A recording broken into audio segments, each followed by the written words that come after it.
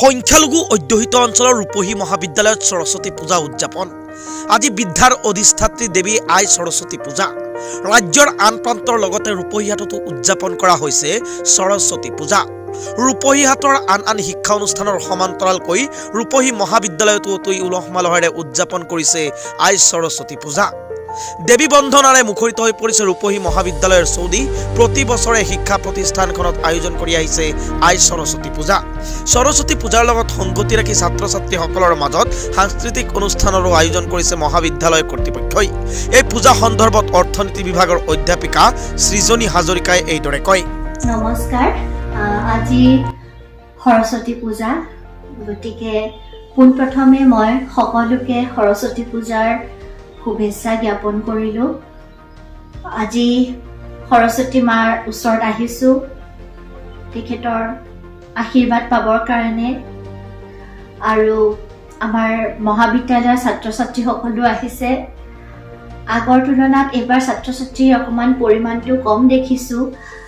বৰ্তমানলৈকে হয়তো পিছৰ সময়ত আহিব পাৰে, অলপ বন্ধ ঘোষণা কৰা হৈছিলে, গতিকে হয়তো সেইটো কাৰণেও হ'ব পাৰে। চাওঁ কি হয়, পিছৰ সময়খিনিত যদি আহে। তেওঁ ৰাতিপুৱাই অলপ কম দেখি পাই আছোঁ, তথাপিও যথেষ্টখিনি এতিয়া আহিছে ছাত্ৰ ছাত্ৰী।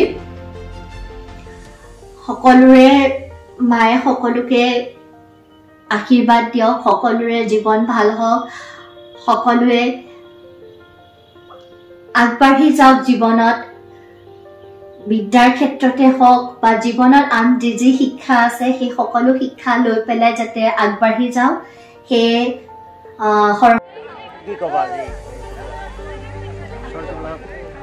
আজি তাক আমাৰ সমগ্ৰ ভাৰতবৰ্ষৰ লগতে আজি আমাৰ ৰূপহী মহাবিদ্যালয়টো উলহ মালহেৰে আমি সৰস্বতী পূজা উদযাপন কৰিছোঁ। বহুত ভাল লাগিলে। আমি ৰূপহী মহাবিদ্যালয়ৰ ছাত্ৰ ছাত্ৰীসকলে সৰস্বতী পূজা আমি অনুষ্ঠিত কৰিছিলোঁ। তাতে আমাৰ ৰূপহী মহাবিদ্যালয়ৰ সকলো ছাত্ৰ ছাত্ৰী অংশগ্ৰহণ কৰিছে। ইতিমধ্যে আমাৰ ৰূপহী মহাবিদ্যালয়ৰ পৰিৱেশ খুবেই ভাল লাগিছে। ল'ৰা ছোৱালীসকলে নৰূপত সাজি আহিছে, বহুত ভাল লাগিছে। বহুত ভাল লাগিছে, চবে পূজা চাব আহিছে, মই চাব আহিছোঁ, সেইকাৰণে বহুত ফূৰ্তি লাগি আছে। আজি বহুত ভাল লাগিছে, চবেই আহিছে পূজা খাব। আজি ছাত্ৰ একতাসভাৰ উদ্যোগত সৰস্বতী পূজা ৰূপহী মহাবিদ্যালয়ত উদযাপন কৰা হৈছে। বহুত উলহ মালহেৰে সৰস্বতী পূজা উদযাপন কৰিছোঁ আমি, বহুত ভাল লাগিছে।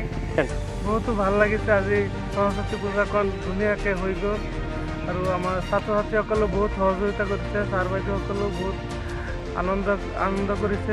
আহিলে আৰু একচুৱেলি এইটোতো ফূৰ্তি ন আমাৰ কাৰণে, বস্তুটো পূৰা জেং টাইপ লাগিছে। হেৰি নাই, আমাৰ কলেজত পাতিলে চব ভালেই লাগে। একচুৱেলি ছাত্ৰ ছাত্ৰীসকল একেলগে আহিলে, আমি সকলোৱে একেলগে এনজয় কৰিলোঁ, চব ফূৰ্তি লাগিলে। আৰু আমাৰ ৰূপহী মহাবিদ্যালয়ৰ মই ভাবোঁ সঁচাকৈ আজি সৰস্বতী মা আজি ৰূপহী মহাবিদ্যালয়ত আহি পৰিছে।